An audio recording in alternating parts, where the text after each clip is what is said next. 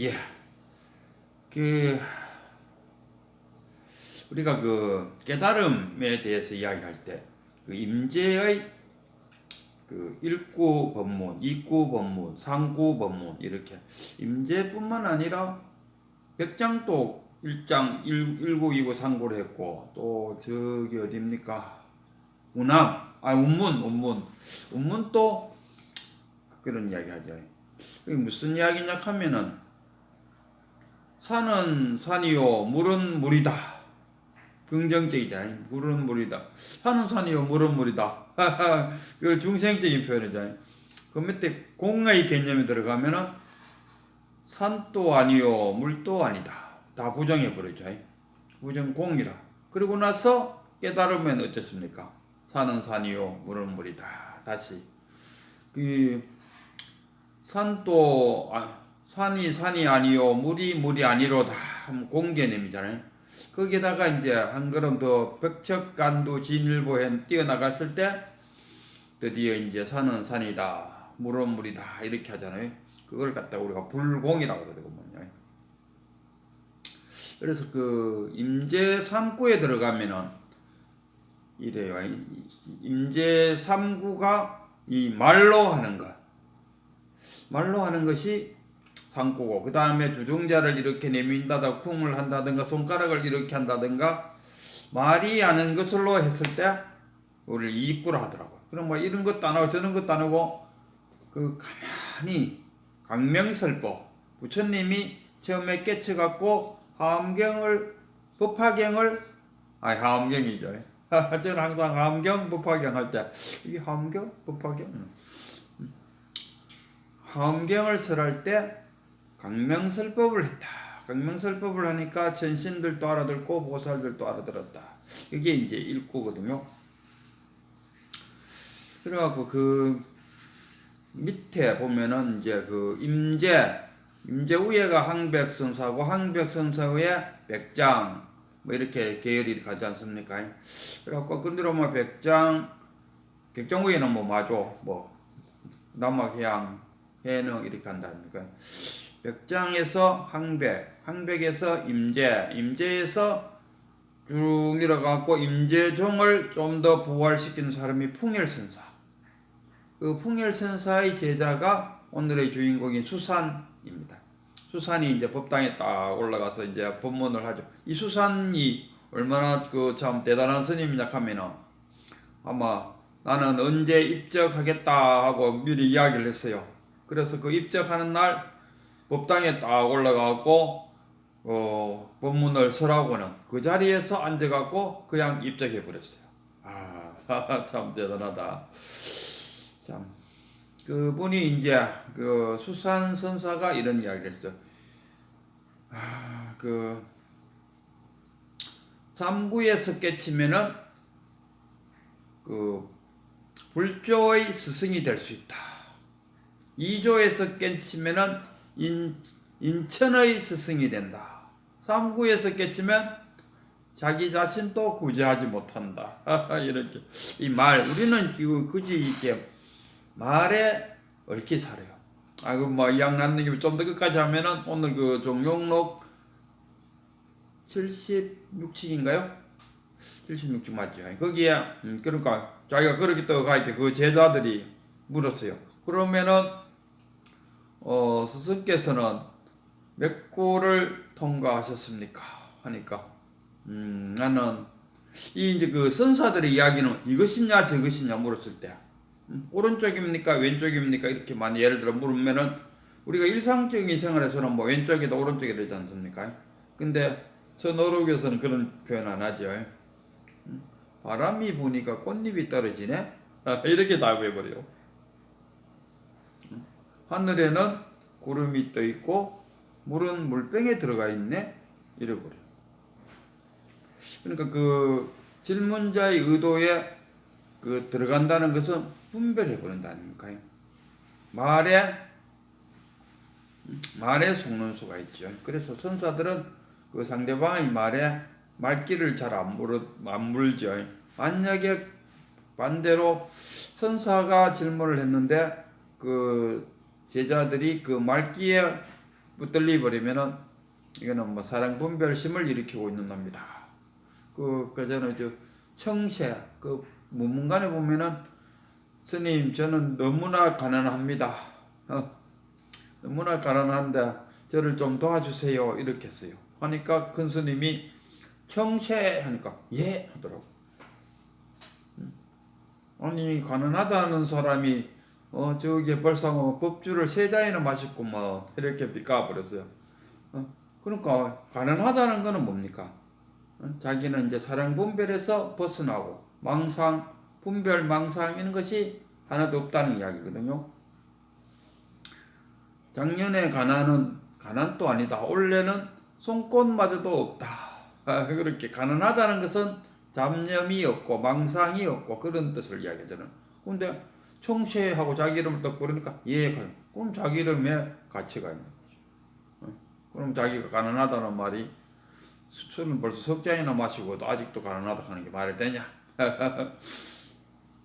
그래서 이 수산께서는 이제 어떻게 답을 했냐 하면은 달은 삼경에 지나가고 달이 기울었을 때 저작거리를 뚫고 나는 지나갔노라. 달이 기우는 삼경에 저작거리를 뚫고 지나갔노라. 이렇게 답했어요. 그하고 뭐 생각나는 게 윤석열이가 국회에 가서 미국의 유엔에 가서 국회 새끼들이 승인 안 해주면은 바이든에게 쪽팔리겠는데 이렇게 MBC가 자막을 달았다 아닙니까?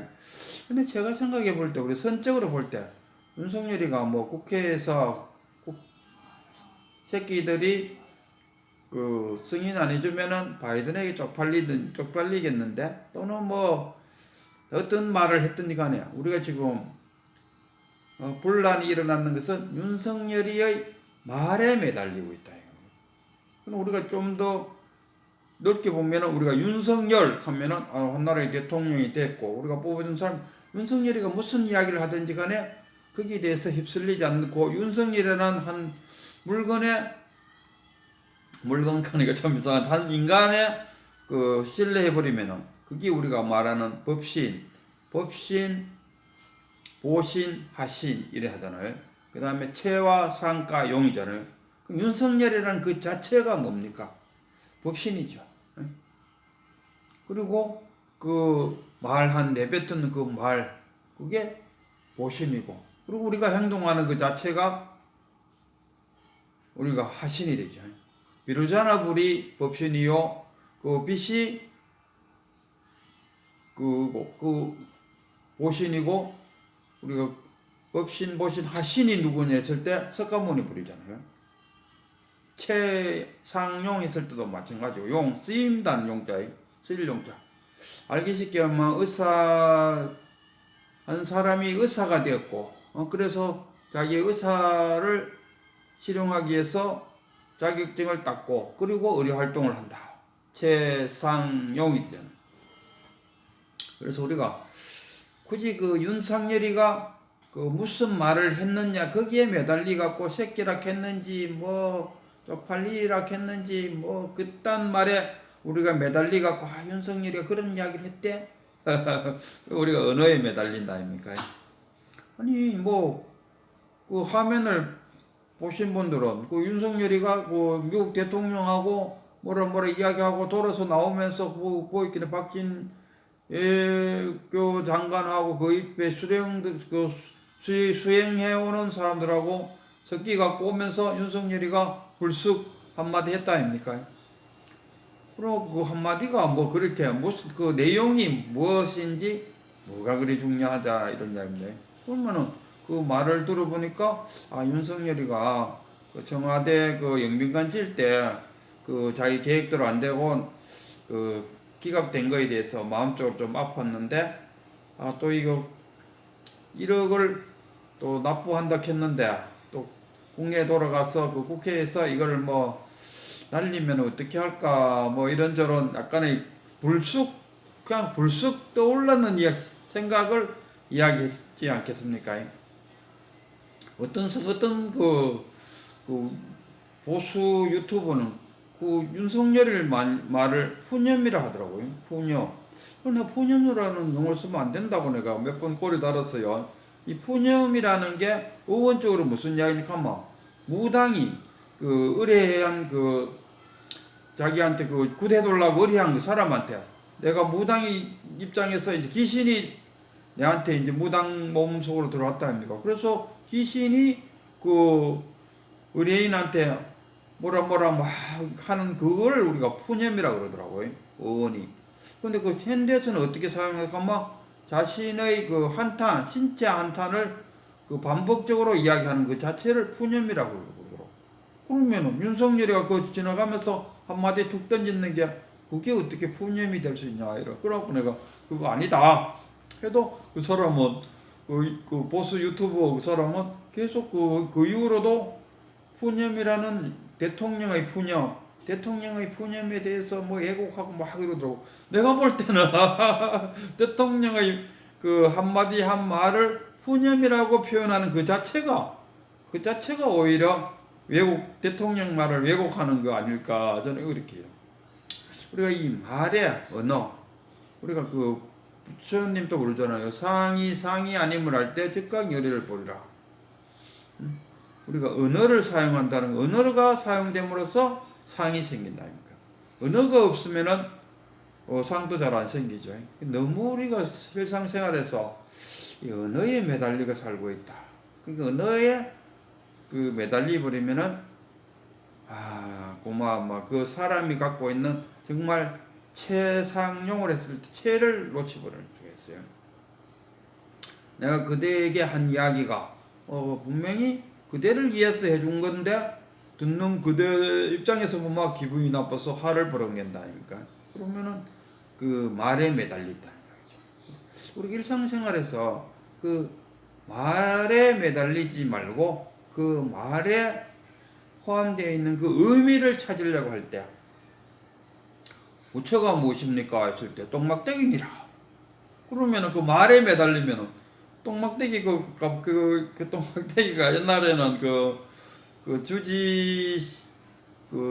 주지방 옆에 그 똥막대기를 놔놨다더만요. 그때는 뭐 화장실이 없으니까 지금도 뭐 인도 가면 뭐 화장실이 없다고 하는데 그 당시에 화장실이 없고 뭐 산에다가 똥 누거나 그 똥을 훅훅훅 이렇게 파헤쳐 버린다지. 그러고 빨리 마르기도 하고 뭐 똥물도 먹고 그 똥을 자기가 넣은 똥을 이렇게 파헤치는 이게 파디비는 이게 똥막대기라 하더만요. 그때 용도가. 그럼 똥막대기 또는 뭐 뜰 앞에 잣나무니라 뭐 헛방이다. 그렇게 표현했을 때 그 말에 얽매이 버리면은 뭐 마상거리다. 이 말에 얽매이 버리면은 그 본질을 놓치죠. 그리고 우리 윤석열이 같은 경우도 윤석열이가 무슨 말을 했을까?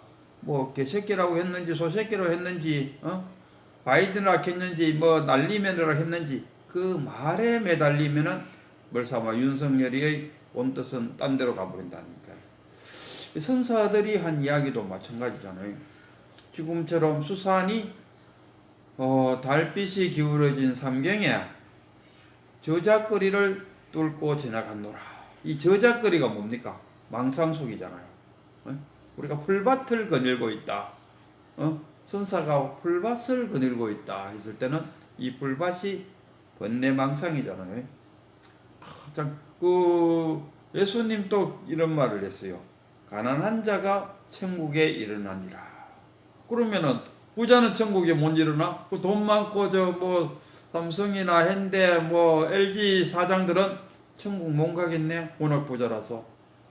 그 말에 매달리면은 그래 되는 거죠. 이때 그 예수님이 말한 가난한 자가 천국에 일어나니 했을 때 그 가난함이 무엇을 말하겠습니까? 번뇌망상이 없는 사람. 번뇌망상이 없는 사람. 물질적인 부가 아무리 많아도 그 번뇌망상이 없는 사람은 천국에 이룰 수 있다. 이런 이야기 하겠습니까?